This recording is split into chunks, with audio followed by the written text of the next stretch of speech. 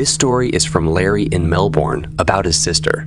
It's one of those things that makes you think twice about your everyday routines. She was on one of the last trains heading back into the city after a long shift at work. It was around 11 p.m., and the train was mostly empty. Just a few people scattered across the seats. Nothing out of the ordinary. She was sitting toward the back of the carriage, trying to wind down after a long day. At one of the quieter stations, a man boarded the train. He didn't immediately take a seat. Instead, he stood near the door, glancing around as if he were looking for someone. She didn't pay him much mind at first. People do strange things on public transport all the time. However, as he continued to stand there, it became clear he wasn't just idly waiting. He seemed to be scrutinizing the passengers, moving his eyes methodically from person to person, almost as if he were evaluating them. My friend's sister tried to ignore him, keeping her eyes on her book or phone, hoping he wouldn't approach her. But after a few minutes, the man started walking down the aisle. He moved slowly, methodically, not making eye contact with anyone. As he walked past each person, he didn't say a word or make any gestures. It was unsettling, the way he moved with such purpose. When he reached her seat, he stopped. She could sense his presence next to her, even though she kept her head down and tried not to look up. The man stood there for what felt like a long time, and she could feel his gaze, though she didn't look directly at him. After a few moments, he continued walking to the end of the carriage and then leaned against the wall near the door. The train moved on, and he remained there, not interacting with anyone, just standing still. At the next few stations, he didn't get off, and nobody else seemed to take much notice of him. By the time her stop came, she was relieved to get off the train and leave that odd encounter behind. The next morning, as she was catching up on news, she saw a report that caught her attention. The man she had seen was in the news. He had been arrested that night shortly after she got off the train. He was apprehended at the next station where he had attacked a woman on the platform. The report detailed how he had stabbed her multiple times before fleeing the scene. It turned out he had been wanted by the police for weeks, connected to several violent assaults on women in the area. The man she had seen, standing and scrutinizing the passengers, was the same person who had later committed a violent crime. The fact that he had been in the same carriage, just a few feet away from her, made her feel vulnerable. Even though she never saw his face clearly, the thought that he had been assessing her as a potential target was unsettling. Since then, she's avoided late-night trains whenever possible. Every time she boards a train now, she remembers that night and the man who is just a few seats away, a reminder of how close she came to being involved in something far more dangerous.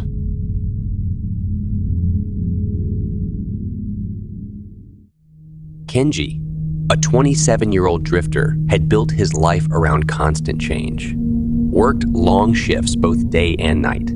Due to the nature of his job, he often had to move from place to place, which made it difficult for him to form lasting friendships.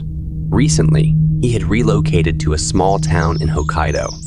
The people there were polite and kind, but Kenji remained a bit of a loner due to his frequent moves.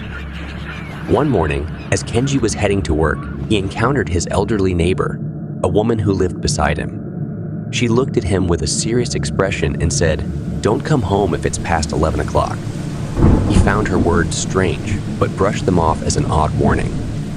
However, as the day went on, the woman's words lingered in his mind, making him increasingly uneasy. During lunch, Kenji approached one of his colleagues who'd lived in Hokkaido for a few years.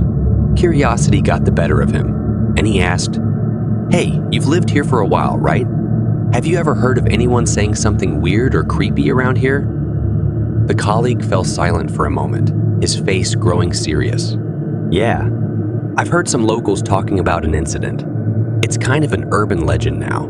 They say a young girl trying to escape from her abusive father fell onto the railway tracks. An incoming train hit her and, well, it split her in two. Since then, people say that the railway station is haunted at night. The girl is still searching for her missing leg."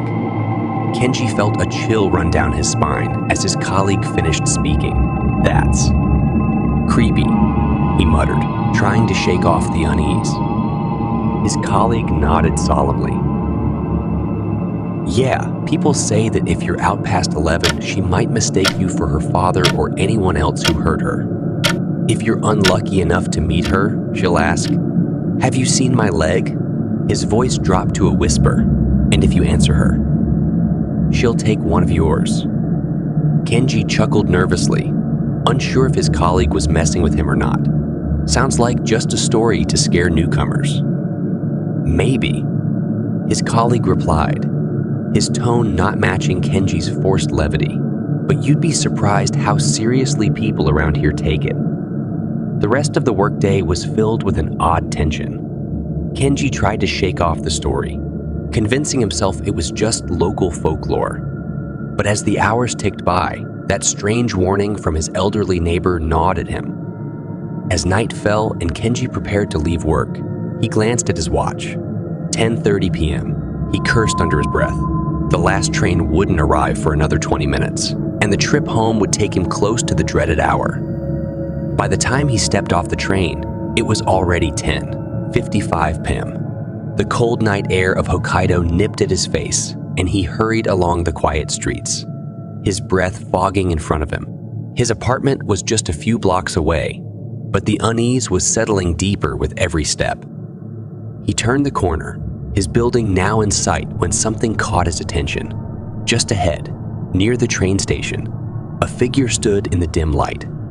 At first, it looked like a young woman, her back turned toward him, standing motionless on the platform. Kenji's heart skipped a beat. He froze, his mind flashing back to the story from earlier. Was it just a trick of the light? Or had the legend come to life right in front of him? As he stood there, staring, the figure slowly turned her head towards him. Even from the distance, he could see her pale, emotionless face. And then she spoke, her voice soft but clear in the silent night. "Have you seen my leg?" Kenji's blood ran cold. Without thinking, he turned and sprinted towards his apartment, his heart pounding in his chest. He didn't dare look back. The only sound was the echo of his footsteps on the empty street. But even so, he swore he could hear faint, dragging footsteps behind him. He reached his door, fumbled with the keys, and threw himself inside just as the clock struck 11:00 p.m. Panting heavily, he locked the door behind him and collapsed onto the floor. His mind raced. Was it real? Or had his imagination gotten the better of him? The room was deathly quiet, save for his ragged breathing. But then, a soft knock came from his front door. "Kenji." A voice whispered, "Have you seen my leg?" Kenji froze. His pulse thudded in his ears as the knock came again, this time more insistent. "Kenji, open the door."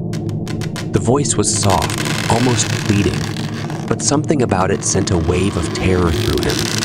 He slowly backed away from the door, his eyes wide with fear. He could barely breathe, and his mind raced with thoughts of what might be standing just on the other side. Another knock. This one louder, rattled the thin wooden door. "Kenji, please, I need your help." Every instinct screamed for him to stay silent, to ignore the voice, but the sound of dragging footsteps outside his apartment began to grow louder. Kenji's heart raced as the temperature in the room seemed to drop. His breath came out in misty puffs, and the air around him felt thick with an unnatural chill. He took another step back, nearly tripping over a chair in his small living room. The knocks grew more aggressive, each one sending vibrations through the walls.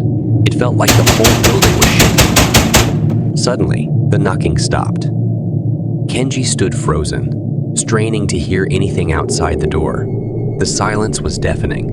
For a brief moment, he considered calling the police, but he wasn't sure how he would even explain what was happening. And then, a soft whisper. "Kenji." His blood ran cold. Slowly, almost against his will, He turned his gaze toward the window. His breath hitched when he saw her. The girl from the station. She was standing on the other side of the window, her pale face pressed against the glass, her eyes wide and unblinking. "Have you seen my leg?" she asked again. Her voice barely audible but clear enough to send a shiver down Kenji's body. He staggered back, unable to take his eyes off her. Her mouth stretched into a chilling smile, and slowly, she raised a hand to the window, her fingers tapping lightly against the glass. Kenji bolted into his bedroom, slamming the door behind him.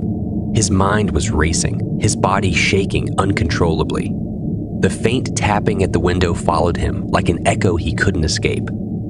Kenji sat there for what felt like hours, too afraid to move, his mind consumed by the terror of what he had just witnessed. He didn't know if she was still outside, waiting for him, but one thing was certain.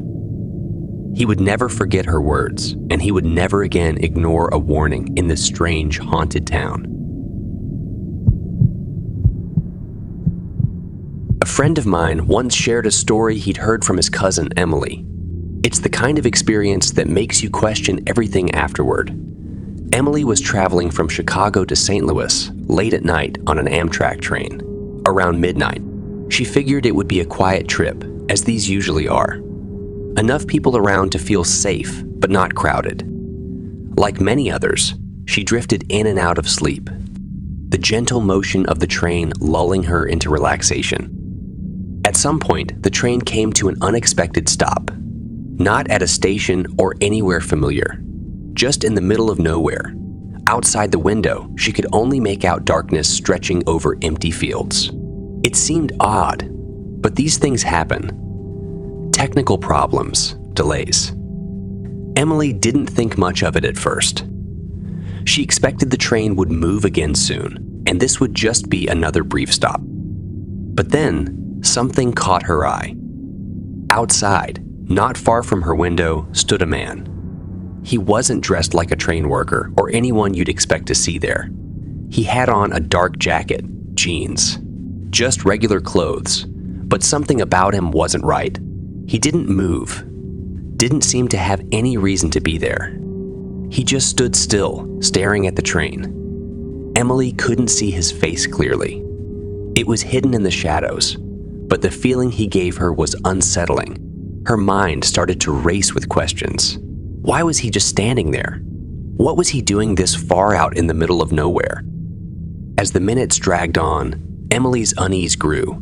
She noticed the other passengers around her were also starting to shift uncomfortably, glancing around, sensing that something wasn't right. But no one said anything. There was a shared silence, as if everyone was waiting for the train to start moving again, to break the tension. That's when Emily realized the man wasn't alone. There were others, scattered out in the fields. She counted maybe 3 or 4, standing just as still, just as strange. None of them moved. None of them made a sound. They were just watching. A chill ran through her. Who were these people? Why were they out there in the dead of night, in the middle of nowhere?